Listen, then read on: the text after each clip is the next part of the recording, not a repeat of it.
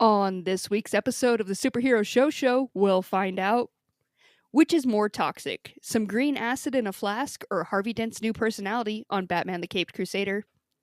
Which is more toxic, a nuclear power plant or Golden Glider's power-hungry personality? And what is more toxic, Aunt Anna's opinions on Peter Parker or our very own Mike Gravagna's personality? All of that and more on an all-new episode of the Superhero Show.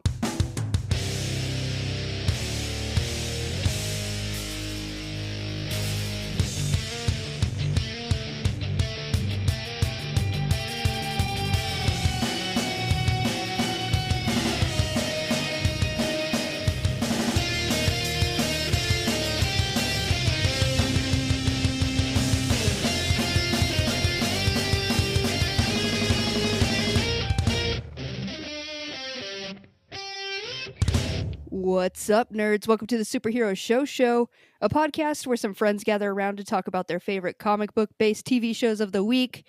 My name is Cassie, and I will be your host for this episode, and I need everyone to prepare. Things are changed up in the studio for tonight. It's going to be a little bit different right now. I'm not going to go to Ryan. Instead, I would like to introduce my friend, Mike. I honestly, just because of history, still thought, even though I'm here every week, still thought I would be introduced second. Yeah. So this is, I don't know how to react. Yeah, right? It's so kind of you to introduce me, and I'm sure this soon into the episode, I'm sure nobody has already insulted me. So thank you. It's going to be a great night. It's hard to say, he's normally the one who shall not be named, although he's already been named. It's Ryan. He's already screaming at us that I need to be introduced first. He's already insulted us, and he's really set the tone. So now it's where do we go from here? This episode can be anything we want, Mike. I'm going to be honest. I tune out for the first 10 to 15 minutes of the show. Yeah. Because I know if I talk too soon, he'll throw a bigger baby tantrum. Yeah. So I just don't even try to pay attention to what's going on. If there's a breath on the mic, he's going to fucking scream to be like, don't anybody come on this before me. He needs his monologue. He does, and he's not getting it this week. He is incessantly texting us saying hey, don't forget about me. Hey, mention me as much as possible, which is why I guess we're still talking about him. Yeah. But so don't forget about Ryan. He's still a part of the podcast. He's not in studio tonight. Instead, we do have Caitlin in studio. Hi, yes, and I also never forget about Ryan. It's almost it is September, and this is the month that I remember Ryan the most. Yeah, No. Caitlin, you often say Ryan is your 9/11, meeting him.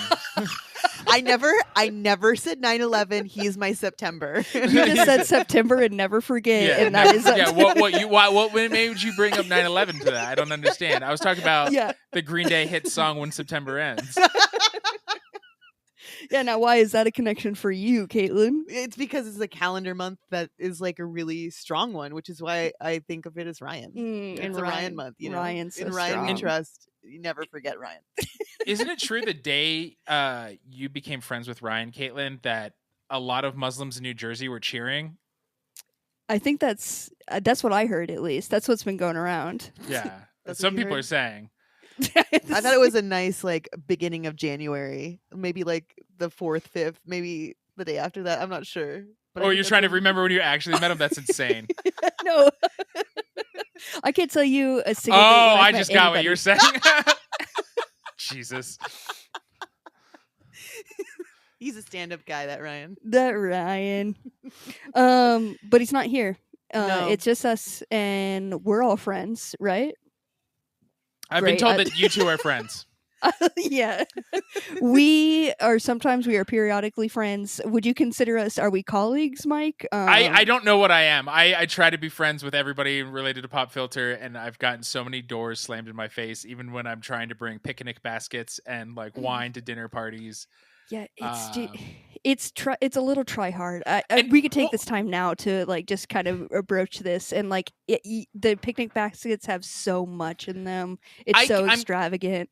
I care, and then every time I show up to one of these dinner parties, you go, "Oh, you were on that text thread," and that just I try to act like it doesn't hurt my feelings. No, it's the tone. You know how when there's so many people in a thread, there's so many little circles, and you can't get the full names of who's in the thread. It's you don't have the context saved sometimes. Yeah. You're I can't remember who was, this area code. We joke around a lot. But if I found out this many years in, you didn't have like, I would fucking flip out. It's put in as that guy we podcast with. Oh my goodness. The hat guy. No, we're all friends here, and we are friends who talk about superhero TV shows. This week, you guys, our favorite shows that came out and the ones we'll be talking about. We are going to be talking about Kite Man, hell yeah. We're, of course, going to talk about Spider-Man, the animated series. You can always count on us for that. But before we get to all of that, let's go talk about Batman, Caped Crusader. On episode 8 of Batman, Caped Crusader, Batman is going against a kid who has some unknown affliction where she has to suck the energy out of kids and also can't be in the light. He doesn't do much except tell her that she killed her brother, and that's the episode. In episode 9, we see Harvey Dent's transformation into Two-Face. He goes on a killing spree for the episode, but by the end, Harvey briefly takes back over and he is brought to Arkham. Taste buds, I ask you, this week we had a very well-known character and storyline told in one ep, and then another ep with a more obscure character in the other. Which one did you prefer more? That's a good question. I'm going to say, even though a lot changed in this, Harvey, and I like the remixes they're doing, but because it was so surprising and I didn't know which way it was going to go, I really enjoyed, I think her name was Natalia in the Creepy Circus. The vampire child. The vampire, yeah, she's an energy vampire, like Colin Robertson from fucking What We Did in the Shadows. But she has a more aggressive way of... Yeah, she sucks that soul right out. And she just chooses children. Yeah. And she dresses like Wednesday Addams. Mm-hmm. Do you remember, I don't know if it's too young or too old, but do you remember Emily the goth girl? Does that mean anything to you? Like there's like hella, like just things that would be on people's t-shirts, I think maybe in the late 90s. It'd be like Hello Kitty, the Looney Tunes in hip hop gear, Emily the goth girl, and she looks exactly like this character, and I was so confused. Damn. I wish I do know this because the Looney Tunes in like hip hop attire, like so cool. Like that, very strong. That stays true. This one, no. I have definitely seen Emily the goth girl before. But yes, I'm now seeing a photo. She does definitely have that vibe, 100%. But this one, between these two, I really enjoy. Well, I guess, Mike, did you know about this character prior? No way. And do you know what's crazy? So we're in a circus, and so like, you know me, my brain's broken, so I'm like, all the things that are connected to circuses and Batman. I'm like, okay, so there's going to be a Robin hint because the Flying Graysons. That's what I thought. Right? Yeah. And then we even get Killer Croc. They call him Waylon, but that is Killer Croc's real name is Waylon. And we see him, but he just like, he beats up Batman less than the bearded lady does. Or Bruce Wayne, rather. And so, yeah, it's so interesting with this show. Is just like, you never know what we're going to give you. We're Caped Crusader, bitches. That's what, and I think, I don't know if it's just the surprise factor in that I get these characters that I know nothing about, and they handle, like, it's just so fun. Those are the episodes that I really enjoy. Like, this one I enjoyed, and it just, a character I knew nothing about, just had a good time, learning all about this, watching her kill children and watching Batman get the shit beat out of him.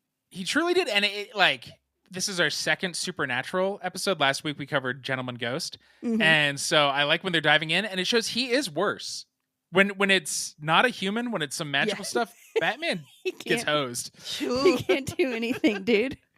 And like, again, they don't spend, like, we didn't get a whole episode explaining like why she's like this. Nope. The brother was just like, there's an affliction, and we're just like, hell yeah, let's get into this.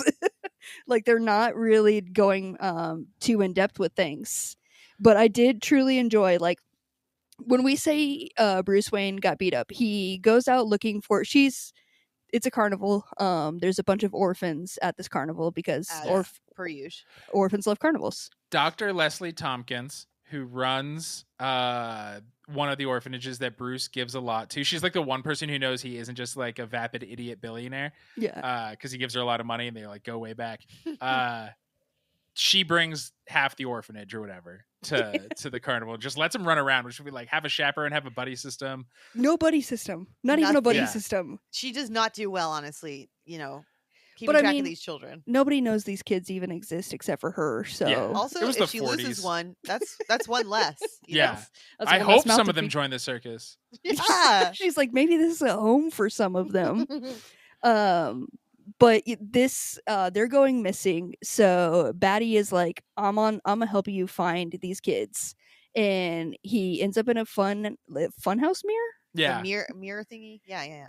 That room with like a bunch of little mirrors, and he's trying to track down the kid, and he just busts through and ends up in the back alley where all the carnival people are just like hanging out, and they decide Vegging. to beat the crap out of him. Well, because he says, I'm looking for 2 little girls. Yeah, that's true. He does not explain it well. So they're in their defense, they're like, this fucking pervert. Yeah. Mhm.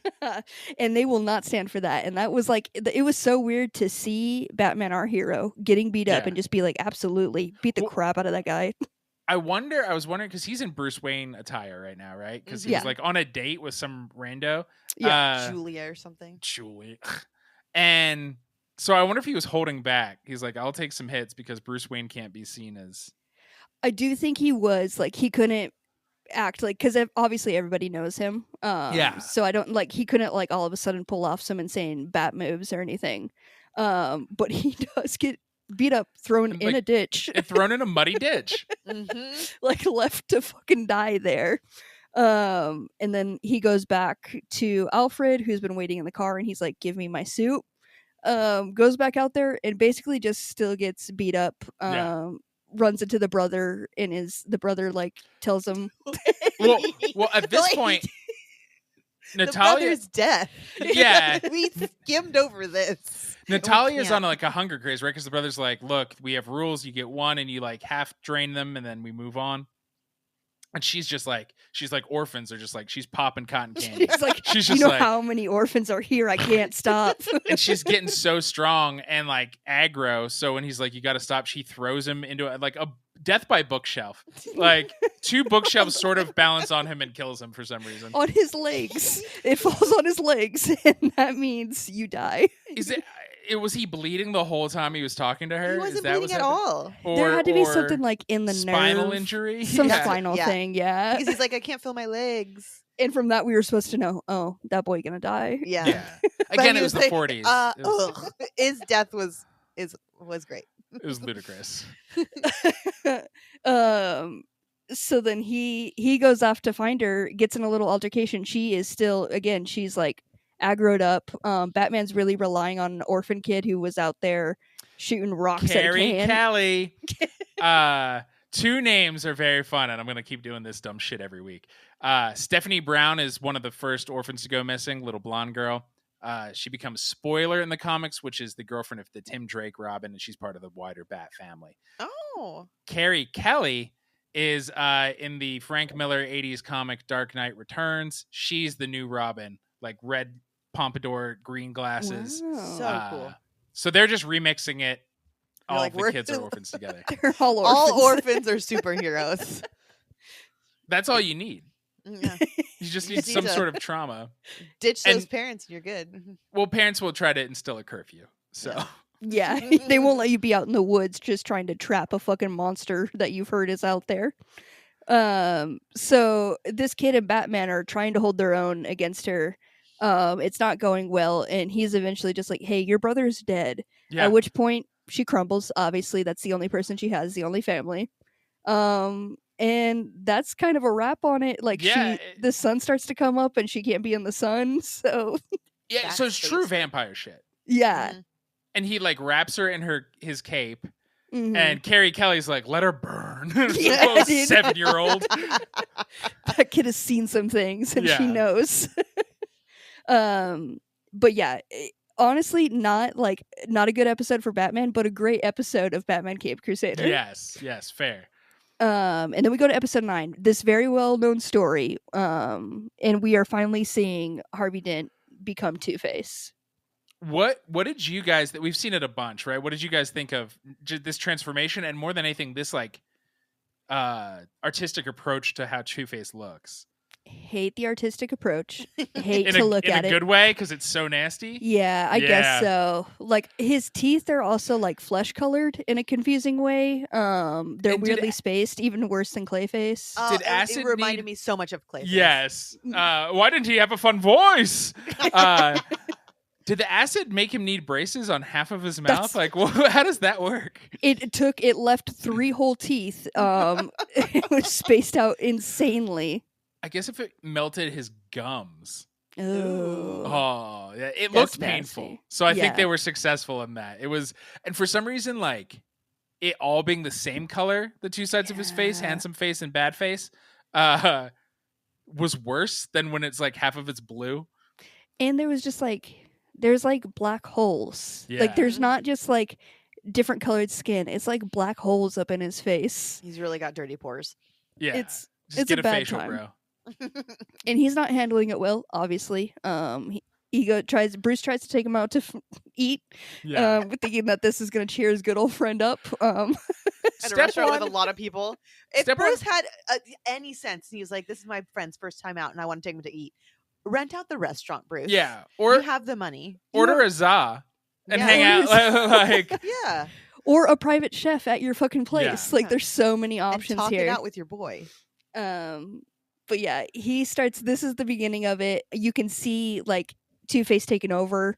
And he'll be like, "Oh no, sorry, I didn't mean that," or whatever. But the part that was confusing for me, so this Harvey Dent that we've seen up to here has been kind of a piece of shit prick. Yeah. Yeah, And it felt like this one right before, as soon as he was in this episode, right before he turned, got the acid thrown in his face, he was supposed to be this real stand-up guy, the Harvey Dent we know. well, I think you can be a prick and still have morals, and he still wanted to win the right way and not be under the thumb of Rupert Thorne. But he's Okay. still an asshole and a misogynist. Okay. But he is still on the side of good, even if he's doing it douchily. It's complicated. And That then makes- he's like, "No, wait, I do have morals. I should do it." And that's what makes him bad. At no point was like, "Well, that means he's a good guy," because you remember all the times he was a total fucking dickwad to Babs. Yeah, and there wasn't, I guess, that many women around for us to be like, "Oh yeah, that's where he's a piece of shit." Yeah. I remember. But yeah, we get to see him. This one was a quicker wrap on it, and I get we're closer to the end of the season, but we had just him go on a real quick killing spree, trying to get to the guy who threw the acid in his face. Right. And Mr. then Sleepy Eye. yeah, real sleepy eye. And then it's kind of just a wrap on this too. It's clear that this show is no, we're one and done. And they've been slowly telling Harvey's story throughout the whole season. It really feels like when we get back and we're like, there's been 12 seasons of Batman Cape Crusader. Season 1 is the story of Harvey Dent becoming Two-Face. So that's why this one it feels fast, but just because the two-facedness of it is fast, but his journey has been the whole season, really. But yeah, he went full on he saved the guy from the mugger, and that's great. But then he freaked the guy he saved up and be like, "What should we do to him?" He's like, "What? Nothing. What?" His first murder out the gate. He just stops a crime and then he turns to him and he's like, "Let's flip for it." And this guy's like, "I don't want to flip for a dude's life. Why did we escalate so quickly?" And yeah, it just keeps getting worse from there. But were you fine, since this is well known, were you fine with the way how quickly this wrapped up and how they told this one? Are you Especially because I assume in season 2 he's gonna come back. Because so this ends with he's in prison or Arkham. We don't right. He's behind bars, and Babs comes in, who they were rivals, and she's like, "I'm your public defender now because you are a criminal." Showing she's great and she doesn't hold grudges, and he's a schmuck. But yeah, I assume he's gonna break out and we're gonna see worse Two-Face next season or something. Yeah. More murders. More murders. More teeth. God. More teeth. If he can get some veneers over on that side, I would appreciate it. But it's that weird, too bright, too big. So Yeah. half his handsome face is normal, and the other's just Like a little chicle. Ugh, Little I chick hate light. it. Let's go to moments of the week, though. Mike, what do you got? Mine is so small and subtle, but I found it so endearing. It's towards the end of the first episode we talked about tonight. Is so Batman has Natalia wrapped in his cape, and they're walking, and Kelly is walking next to him and grabs his cape as if it's a hand Yeah. dangling. And I was like, it's fucking adorable. It was. And they walk off in the sunset. Cute Yeah. little moment. very It's good, so very cute. good. And I was like, I love this show. Mine was just like her being there and just out in the woods and being like, "Here, I'm here to capture whoever's stealing all these kids, so I can put this rock right in the middle of their face." And Yeah. then she does. Yeah. She sees this like this girl wrecking Batman, and she's like, "Nah, I'm still gonna throw some rocks right in the face." Just loved it. That's my moment of the week. Caitlin, what about you? Mine is from that same episode. It's we see Batman with a cape all the time, and we know capes, are deadly. Mm-hmm. But I think the most deadly thing for Bruce Wayne is wearing a suit. Because when you get beat up, they just pull that suit shoulders down, and my boy is like wrapped like a little ham. Yeah. And he just completely doesn't have arms, is able to be thrown into the ditch and thrown around. And yeah, that's my moment of the week, is just watching him just get tossed back and forth. How much extra cloth was in his suit for that to be able to happen in It's such those a fashion? poofy shoulders. Like this whole, like, I don't know why it was just this episode, but I noticed this specifically, that all the boys in the show are very wide. Yeah. Total Dorito body for all of them. And those shoulders, like, if that's a lot of fabric up there. Yeah. And that's what me and Caitlin watched this together. Like, that's all she kept saying, like, wow, a lot of wide boys. And that's why it didn't make sense. Like, his shoulders are so wide. So when they pulled his suit down over his arms, like, that should have just fell off because those wide shoulders. Snatched waist. Like, yeah, he snatched. So it should have just fell. But it really wrapped him up and was his downfall indeed. It was all I could think about the whole episode, to be honest. That's awesome.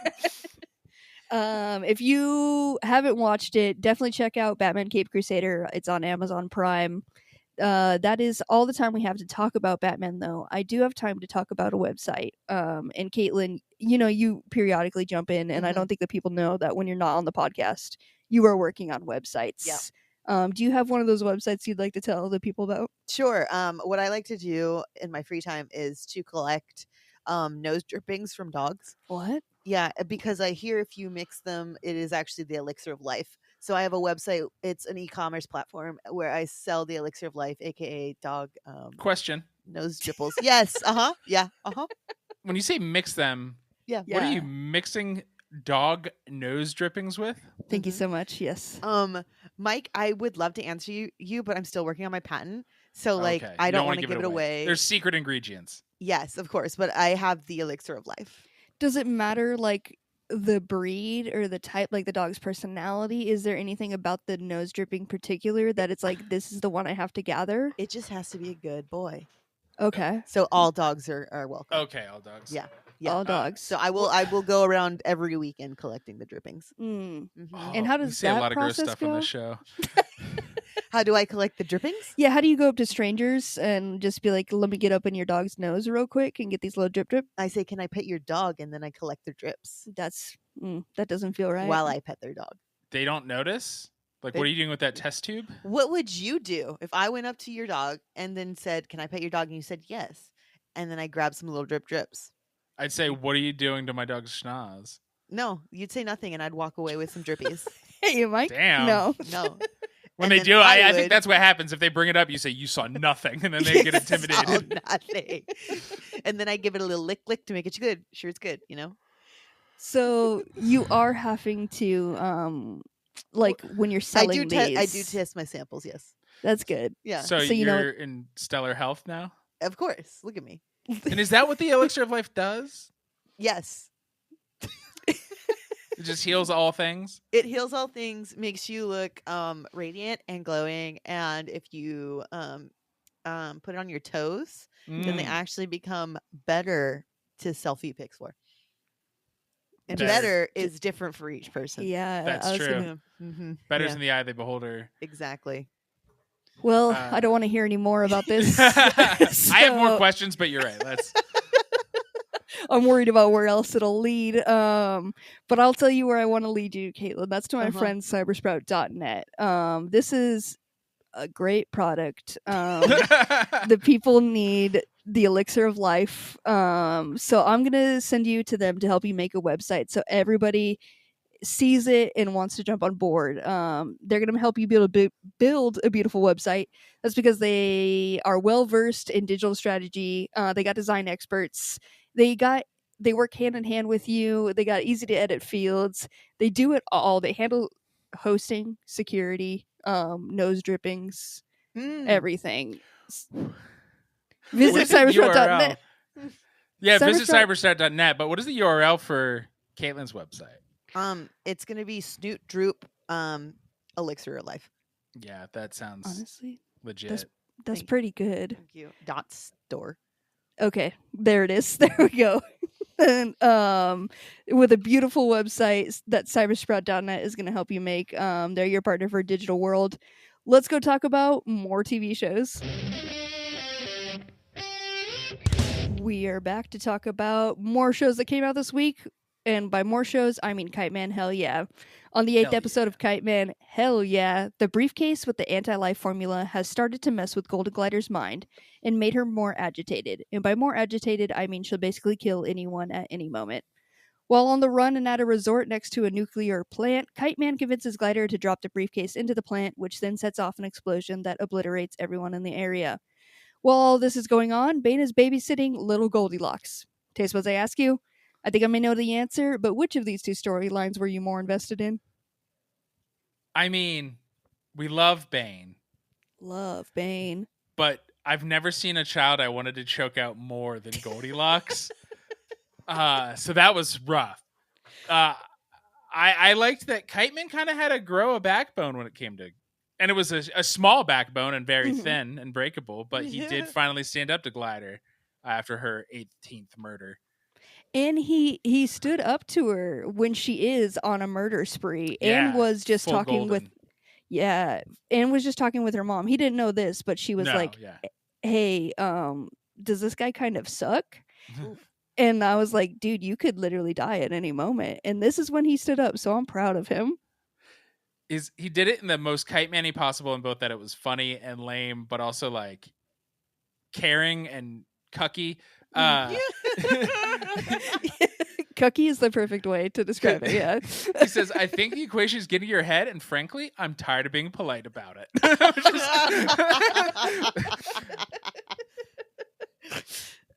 I just want to be I want to be the person who could address issues like that. Yeah.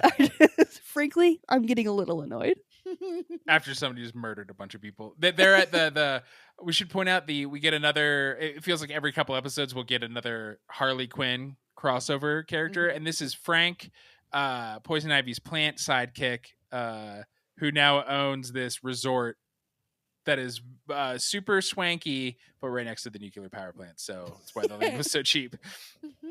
I just love to see him out here thriving. A successful business out here, which is it's a place like it's popping when bachelorette parties want to go there, and this is a bachelorette party that's going full out. Even though it's a secret marriage, they still bought all the dick paraphernalia, and I was like, I respect it.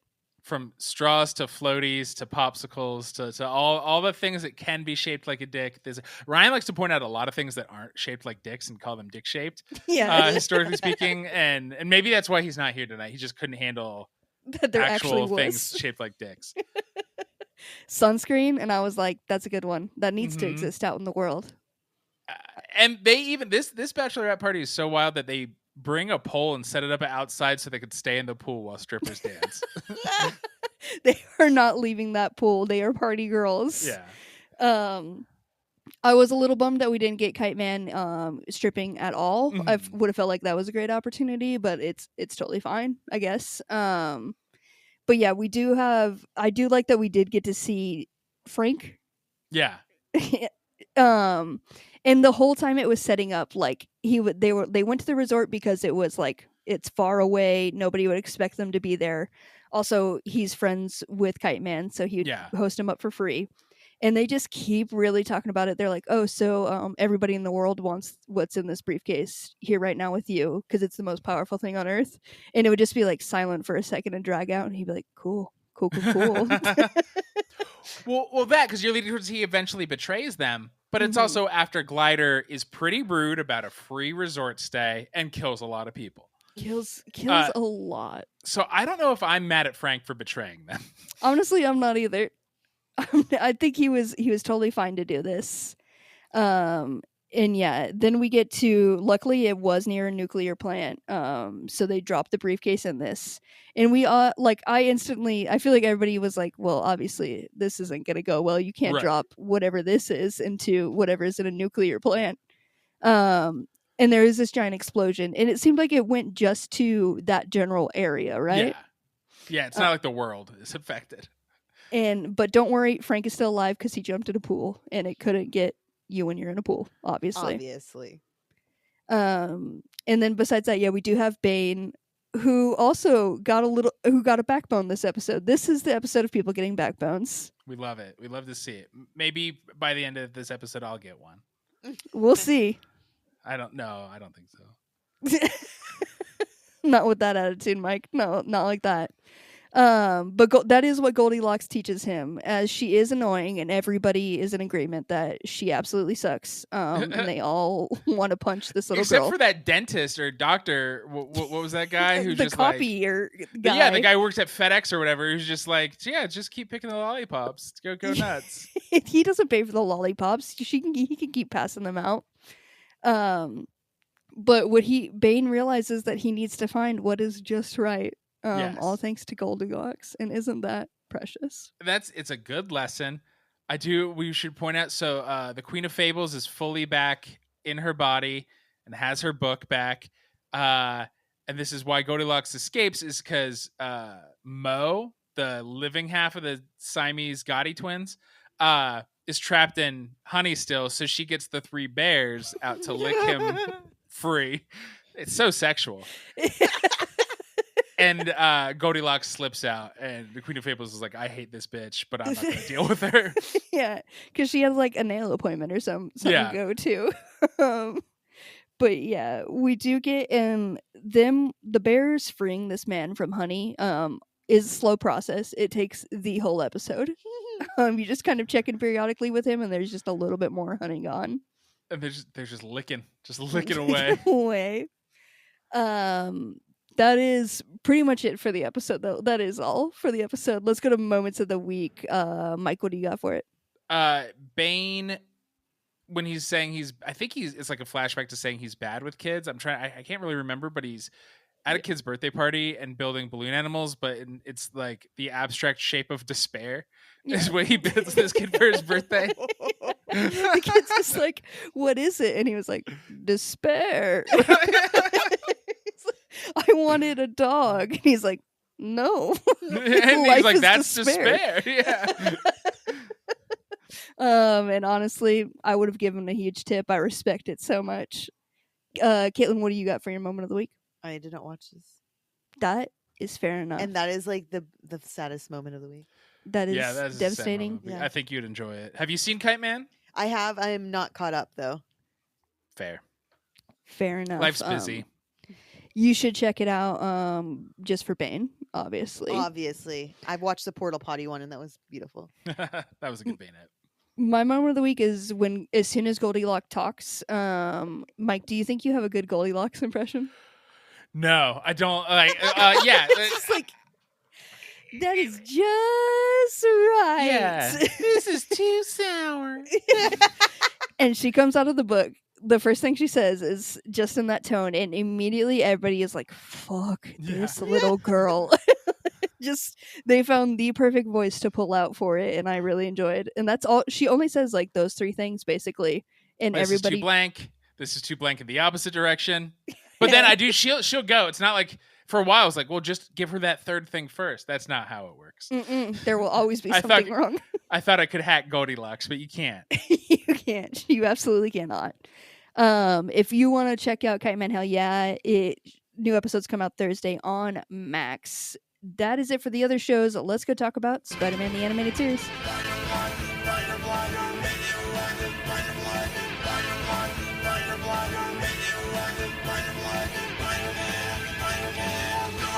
Welcome to S Tasmania Bitch, a mini show within a show where we take an in-depth, episode-by-episode look at the underrated cartoon of the mid-90s Spider-Man the Animated Series. This week we watched Sins of the Father, Chapter 9, Tombstone. And we instantly know we're dealing with Tombstone as soon as this enters because we see like point of view camera shot these buff ass dull gray arms counting a stack of money, and I was like, oh yeah, we're right in it. And then you hear his very not problematic stereotypical voice Totally right fine. away. Totally So fine. can I call you Miss Silvermane now? Oof. Yeah. And I'm saying it's okay for me to do that because I'm pointing out how Tombstone sounds. Yeah, that's on them. You are just the vessel telling the story. Yeah, homie. Well, He throws a lot of homies around in this episode. he sure does. But he's counting this cash of money or this stack of cash because Miss Silvermane Silvermane. has hired him to get all the Daily Bugle's gonna run a story on her that is damning. She's not just a college co-ed. She's actually crime boss Silvermane's daughter, Yes. and she's taken over since he died. Mm-hmm. Wouldn't They have you? pictures? Yeah, there's pictures of this. And there's a story. doing this whole thing, and it's gonna run that morning. So she needs to send him to stop it and get all the negatives. It's important that they somehow stop the story and he gets the negatives. Yes. So he goes to just Well- straight to the No, we cut to the Daily Bugle, Mm-hmm. and Robbie is talking. He's like, we're gonna blow that story wide open." And Peter's like, "Yeah, man, sure." And Robbie's like putting stuff in his safe. He's like, "We gotta keep it. Can't run it yet. Why? I don't know why. Is it what's in editing? What are they fact checking more? But for whatever reason, they're like, keep everything in my safe. But also, there's that bandana gang striking across the. So much crime. I don't know if I could raise my kid that we've never heard about in this town because this bandana gang is all over the place. My perfect child, I always say. What a perfect. We should move because my perfect child would never go into crime here. enjoying that bandana gang. Beware the bandana gang. And then this is because Robbie likes Spider-Man. He goes, I guess Spider-Man can't do everything. And so it's like, all right, somebody's on Spidey's side. Yeah.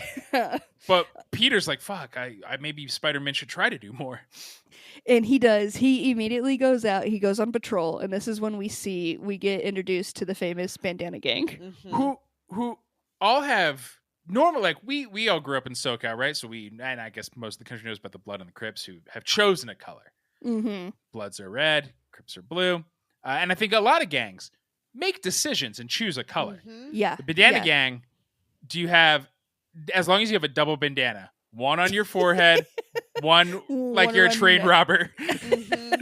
We do not care what color any of these bandanas are. They don't have to match if you have two. And we don't care what race you are, which again, what I know about gangs, this is the most diverse, forward-thinking gang.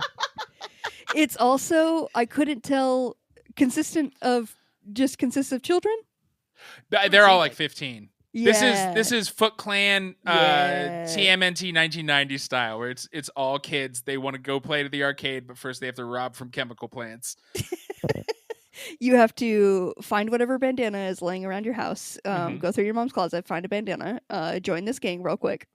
So we see them. They're getting ready to do like some robbery. This is also I am gonna blank on these names. Yeah. But Robbie. No. Robbie. What name are you? Who? Describe the character, and I'll tell you what the name. Daily is. Bugle. Dudes, Robbie Robertson. Robbie's son is trying to get Robbie's Randy. son, Randy. Oh my god! So that's that's not on you. This is Randy's like first initiation into the gang. So they're like, take this crowbar, and fuck this guy up, and he's like, that seems excessive. Luckily, this is right when Spider-Man comes. Right. He gets the crowbar out of his hand, takes him up, and he's like, hey, I wasn't gonna do anything to him, and he's like, it sure seems like it. Robbie runs off while he is just, I don't know, thinking about how he's failed this town. Yeah. I guess. Zoning out, and how do I tell his dad? Yeah, he instantly, because he takes off his his bandana around his mouth and sees that he knows this kid. He's like, no, it's Randy. And then he gets off, and then we cut to Tombstone going to Peter Parker's house.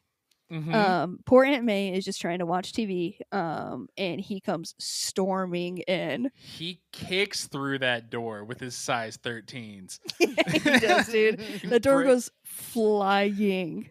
She goes for a phone. He rips that out of the wall. I'm surprised he doesn't touch her, right? He just is No. trashing the entire house. He does respect that enough. And also, I'm so proud of Aunt May. Aunt May be fainting at anything. Mhm. And this is a moment faint worthy. And Yeah. she stood strong. She just keeps trying to run to a different phone in the house, and he just keeps ripping different phones. While like, why did he think the negatives? He's like turning out kitchen drawers. Yeah, he starts in the worst places. Like, what are you talking about, bro? And then he finally goes up to Peter's room, starts in his like drawers and stuff.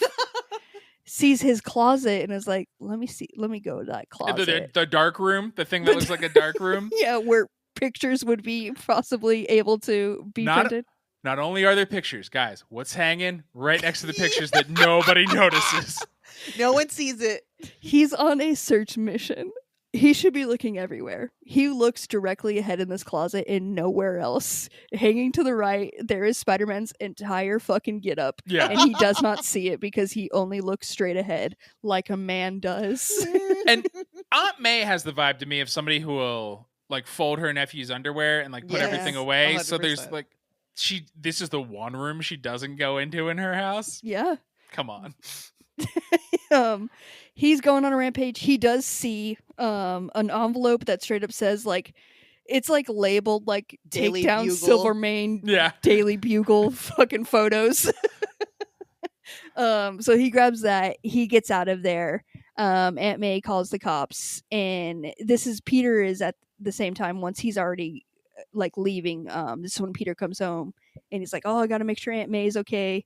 And he overhears on the phone her saying, "I'm all good, officer." Yeah. Wouldn't you guys still check in on your for elderly sure. aunt? Yeah. For sure. And this is where I was like, Aunt Anna's kind of right. She's not. Yeah, she's harsh, but she's not wrong. She's not fully wrong. He bails and follows the hearse because Mm. that's what Tombstone drives onto one of the bridges. Is it the Verrazano? Is it the Brooklyn? We don't know, but one of Who these knows? famous New York bridges. My notes say the Queensboro Bridge. Is that a bridge? Okay, it is. Hell yeah. Maybe it's that one, maybe it's not. But they get in a scuffle on the bridge, and it does not go well for Spider-Man. He's getting thrown about all over. He's getting thrown into cars. He's getting thrown off that bridge into the water. So he doesn't succeed on this one. No, yeah, he gets his ass beat as if he was some sort of Bruce Wayne fighting the freak show at a circus. It's not a strong week for our superheroes. No, yeah, they're getting towed up. Then we flash to the Bandana Gang, and they're like, "Randy, you came back." And he's just like, Spider-Man, he ain't nothing but a wimp in red and blue spandex. Like, he is acting like Spider-Man didn't get confused and zone out. He's on a real high, and then they're like, "That's great because now your real initiation begins when you meet the boss man." And he's like, "Oh damn." It's like first you got to be steady strapped too. Yeah. Yeah. They say, like, you gotta pack heat. You gotta strap. I don't. Mm-hmm. You are strapped, right? I don't know if you gotta strap. I don't. It's been a while since I've been in a gang. The wording was a little confusing for me because when I hear "do you got a strap," I'm like, "Strap on? What? Yeah. Like, were we pegging tonight? What's happening here?" But no, he's like, "Yeah, of course I got a gun." And he goes to go get the gun that he knows, which is his father's. So he goes home. His father's old service weapon. I don't know why we had to say it. Apparently, Robbie Robertson was in whatever service just gave everybody a revolver, Yeah. and then you kept it. Yep. Yeah. You got a revolver, and then you just keepsake, a little memory for you. When I left the army, do you know I had to drive 5 hours away to turn in like my backpack and shit. They take everything back, and they're dicks about how clean it is. There's no way. They're just like, keep the gun. I don't know. No, you know what, champ? That gun's all you. You don't know what service he was in. He was probably in like I don't know the service of cowboying. That's true. It is a revolver.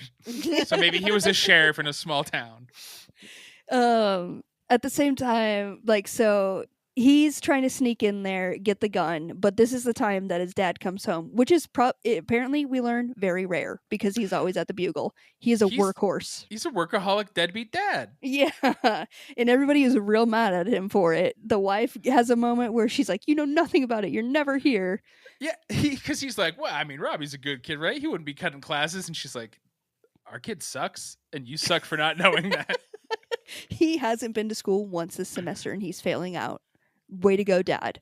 And he catches his sons trying to steal the gun, and he's like, he goes, this is when the son's like, you know who's there for me? My gang. You aren't. But these group of children are fucking there for me, and I will do whatever. He's hung out with a couple times, maybe, if he's not fully initiated. Yep. So, like, dropping That's his crew. conclusions a little quick. And he's having a whole breakdown. But Randy, and their wife, not their wife, Robbie's wife, Randy's mother, who does not get a name, Mrs. Robertson, are both right, because in the middle of finding out his son is in the deadly bandana gang, and running amok and never going to class, the phone rings, and he's like, well, I should take this. Yeah, dude. What the fuck, dude? You're having one of the most important conversations you've ever had with your kid, and you're answering the phone in the middle of it? He does suck. It is valid. He is too attached to work. And on this phone call is his old friend, Tombstone. Looney? Is that his Lonnie. name? Lonnie. Looney. And I don't know, he essentially tells him, like, meet me down at this fucking, like, graveyard. I don't even know where they are. He, like, just gives him a cross street. But Robbie goes into a mausoleum, knows which secret candle to light and pull, and it opens a passageway. While not knowing, I was like, oh, they really know each other. But they haven't seen each other in like 30 years. Yeah. So how did he give him more directions that we didn't see? How did he know to do all that? They have a special bond in a way that we just can't understand. They try to tell us about it because we get a flashback. We see how they know each other, and it's from when they were kids. Yeah. Like young. Oh wait, because there's this whole little thing. They have they get in a fight. Spider-Man's there. Tombstone knocks all the columns down using Spider-Man as a weapon against the columns. It's rad.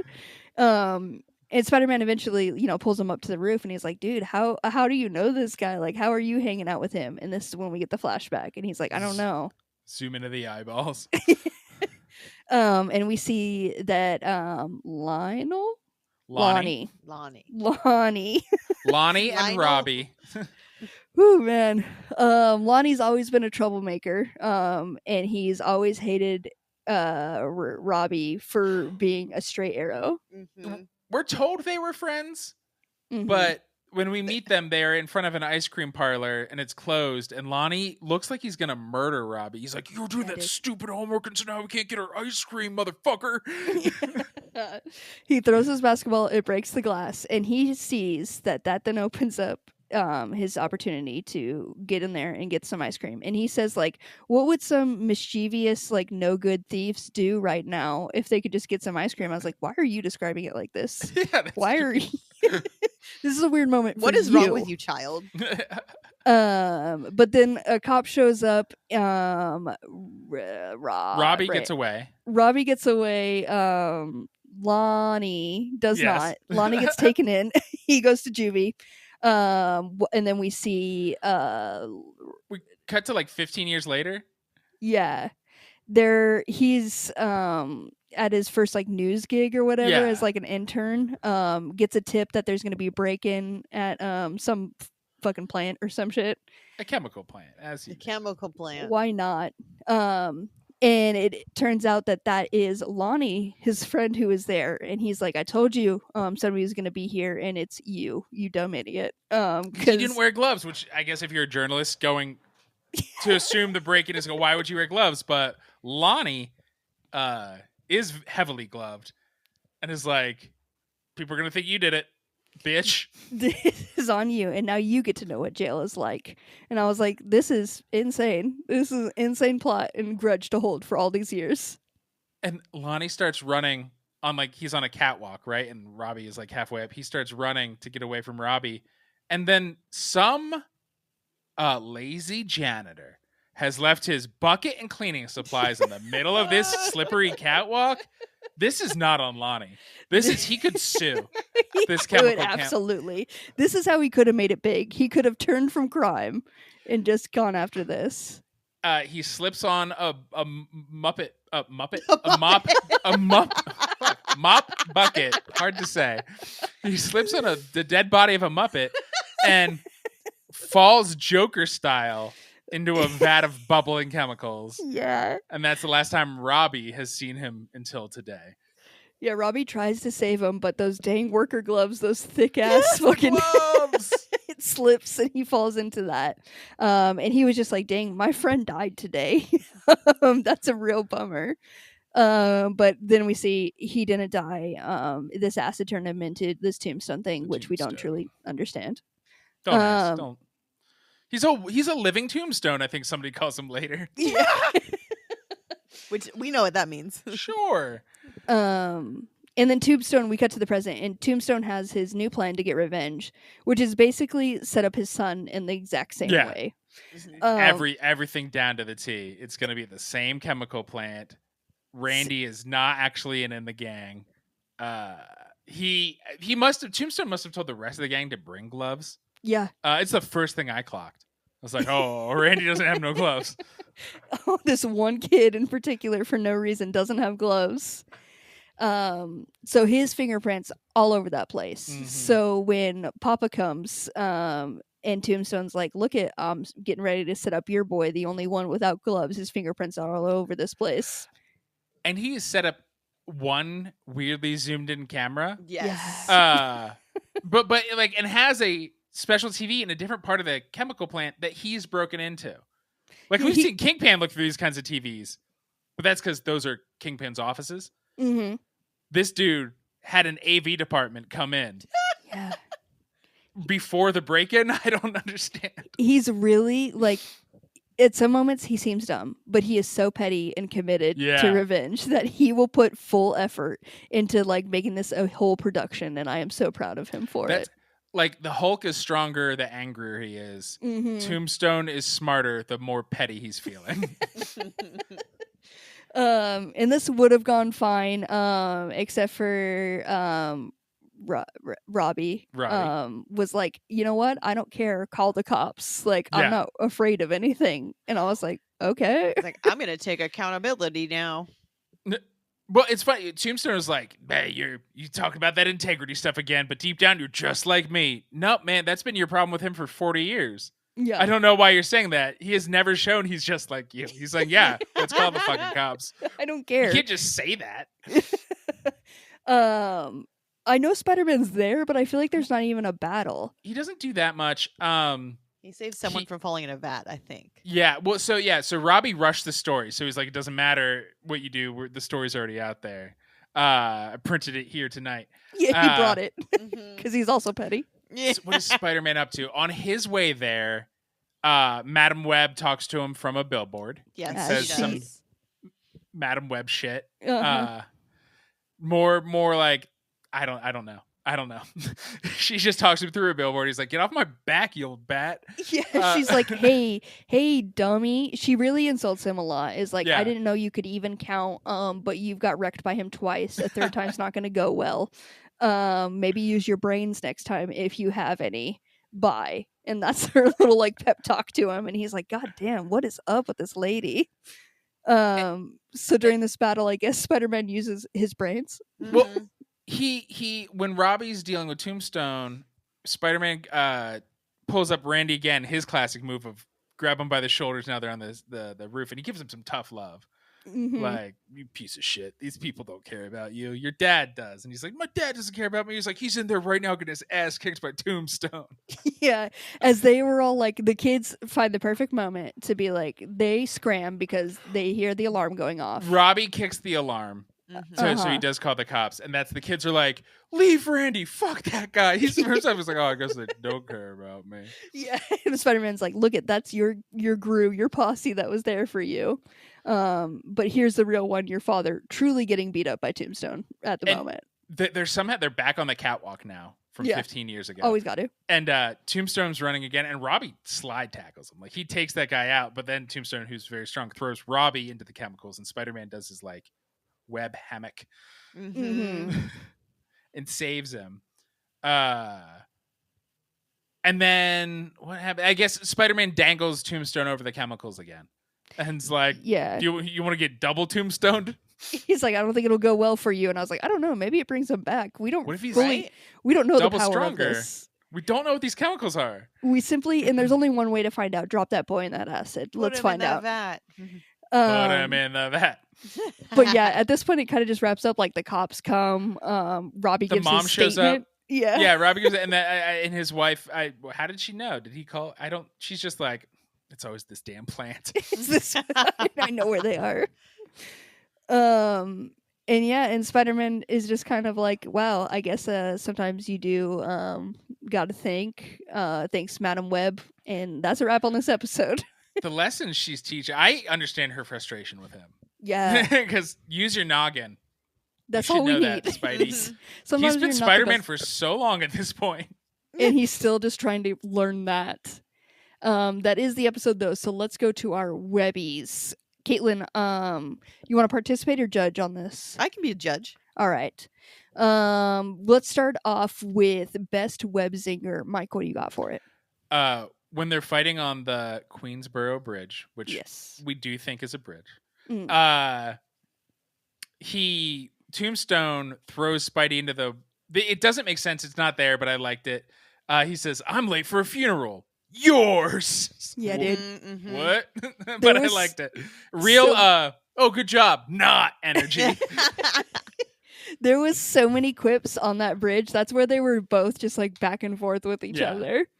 Mine is also in a battle between two of them. I think it's the one when they're in like the Coliseum or whatever the fuck it was. Yeah. And it from Peter, and it doesn't make any sense. The Tombstone calls him brother, and he's like, he ain't my brother. He's heavy. Yeah. What does that mean?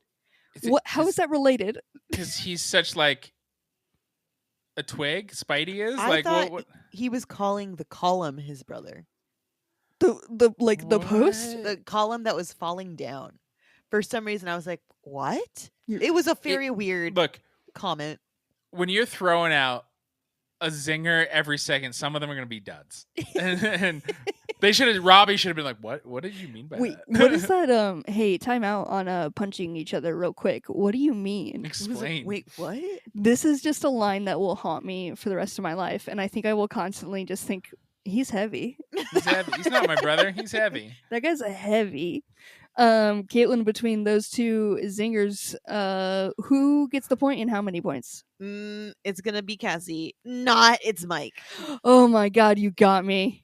You got me too. It doesn't feel good on the other end, My face guys. fell. Hey guys, it doesn't feel good.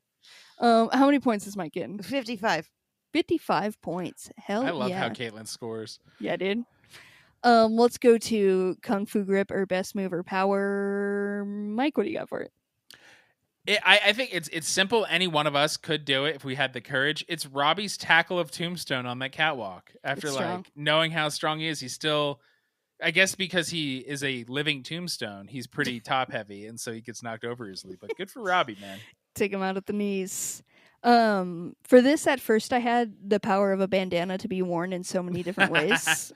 But then there was a move that Tombstone did, and I think it's Spider-Man jumps on his back on that catwalk, and he pops his ass so fucking hard to fling him off. Yes. It like gave him like a super butt. And like legit no other part of his body moves, just his ass, and it pops so That's much. Muscle control. It's really impressive. So Caitlin, between those powers, who gets the point and how many? You know it's not booty pop. That one got me too. It got me too. 88 points for that big old booty. For that booty. Let's go to most 90s thing. Mike, what do you got? I don't even know what Spider-Man is whining about alone. Swinging through the city, but he goes, "Where's dear Abby when you need her?" Who feels like she was a 90s advice columnist and just feels very particular of a time. Okay, I thought that was going to be the advice columnist. I'm glad you went back to that because I meant to ask you. But yeah. So she was syndicated in a bunch of newspapers around the country, and you would write to her like, "Dear Abby, here's my issue." It's like what Reddit, "Am I the asshole?" Like lost and alone instead of like your name. I just love that he called out for that because it would take so long for him to get an answer. Yeah. And I feel like what he was asking about needed to be pretty fucking instant. Right. But She's shout not a out to person him. you could walk up to. There's so many options. But for most 90s thing, it's obviously going to be dropping a boy into a vat of green acid. They couldn't get enough of it in the 90s. Caitlin, give them points up. This is so hard. I would like to split my points. Okay. I would like to do for Abby. Mm-hmm. We're gonna give you 92 points. Dang. Okay. And then for the vat of acid, I'm gonna give you 91 points. Oh, close. She's really proud of herself for those points that she gave out. She's like, yeah, good points. Numbers. Let's go to New York as a character. Mike, what do you got for it? I mean, it's got to be the bridge battle. Only New York's got bridges that look like that, and people are always fighting and throw each other off of those bridges. Here will always stop traffic in the middle of this bridge to have a fight on it. For New York as a character, I have just the bandana gang existing, and all their voices. Like, they just found the most, like, it just felt like such a gang that could only exist in New York, like Only some in off New York. Broadway, Like a reject from the Warriors movie gang. yeah. It just felt very New York. So Caitlin, give out them points. 114 points for Mike. Oh my god, For a bridge battle. 114 points for bridge. Around where you can get some bonus points. Compliment me, Mike. There was a Spider-Man after saving Robbie from the weird Coliseum thing. Robbie's like, "Oh, just take me home," and he like swings him, and then he's thinking, he's like, "Robbie always seems so strong and put together, but how strange in his moment of despair, he seems stronger to me now than ever." And I gotta say, Cassie, I always think you're strong, but when you're going through the things you go through, you totally delete this, but you go through migraines, but you still come and you deliver a great fucking show. And Wow. in your moment of despair, you're stronger to me now than ever. Wow. The first time I've ever actually complimented you. I know. Slow the clap. first Slow clap. That clap was beautiful. it out. It's the first time there's ever been a real compliment in the entirety of this show. 15,000 points, Cassie. He's To me? fucking earned it. To He's Mike. earned it. That's what being real gets you. 15,000 points. I am not going to do the math because I'm going to say I got a little under 200. And Mike, you are like almost 2,000, I believe. Well, You got 15,000. 15,000, so it's probably more than that. It's probably at least 15,000. You're that bad at math? Oh my god, it's 15,000 and not I thought it was 1,500. I put 1,500 here because I was like, well, surely that's enough points, but no. You got maybe a little bit over 2,000, Mike. So congrats on that. You are the Spider-Man boy of the week. Enjoy it. That is all the time for this show, though. There's some TV or comic book based TV shows that we didn't talk about this week, like Tales of Teenage Mutant Ninja Turtles. Mike, if people want to hear about that, do you got a podcast you should send them over to? It's unfortunate we couldn't make it, but if you want to hear about it, you should go over to the TV Dudes podcast. That's what we need. Fun. More dudes talking about TV for Let's a podcast. go, So check out dudes. them. They're talking about Tales of the Teenage Mutant Ninja Turtles. And then Umbrella Academy, we also did not cover. And you get our pals from across the pond, didn't it? TV Podcast Industries is covering Umbrella Academy. And they love when you introduce them like that. Yeah. They love that. That is a shit. flawless impression, I think. I was like, my god, did Mike spend a couple years over the pond? Over the Over and under the pond, and eh? near the pond? He is what a duck is. We And- have some other websites. Mike, can you tell the people about some other websites they should be checking out? Yeah, popfilter.co is where all our stuff lives. There's /Amazon on that, popfilter.co/Amazon. Shop there. It helps us, I think. Also at popfilter.co, what you can find is our sister show Movie of the Year. We are wrapping up 1984. I believe the first of 3 season finale episodes all tied together just came out. And so hop on board now to figure out who, not figure out, we figured it out, to find out who wins movie of 1984. Have you thought about putting it out and just kind of leaving it out for everyone else to respond and then report back a week later? We just are like, here's what you guys said. Here's what you guys said. Thank you for listening. We also, that's the other show on the network. Caitlin, social media. You can go to Instagram It's at your pop filter on Instagram. And I know the way she said it, you're gonna want to type in YOURPOPFILILILTER, but it's just your pop filter. Your pop filter. Your pop filter. Your pop filter. On Instagram, give it a follow. But more importantly, guys, we have an all email episode coming up to celebrate Right. 450 episodes. It's a big deal. 550. Oh my god. That's again, I've done that shit. You're just never gonna get it, never gonna get it. 550, even more. We've done so many episodes, and we need you to help us celebrate that. We need you to send us your emails because it's going to be an all email episode. You could ask us anything in these emails. You could take legit anything. Rank us as human beings. And What type of cucumber would each of us be? How Are many there- types of cucumbers are there? yeah, that's the bigger Persian. question. What? The Mini. Persian cucumbers, they're skinnier and longer. Ooh. How? See, I didn't even know this. They're I learned something tasty. now. There's cocktail cucumbers, I think. What the the fuck? itty bitty guys. Those are pickles. Yeah, you're thinking of gherkins. Fuck, I forgot about that. But if you want to send us your emails, please do. We need them. It's going to be contact@popfilter.co. That's where you can send them.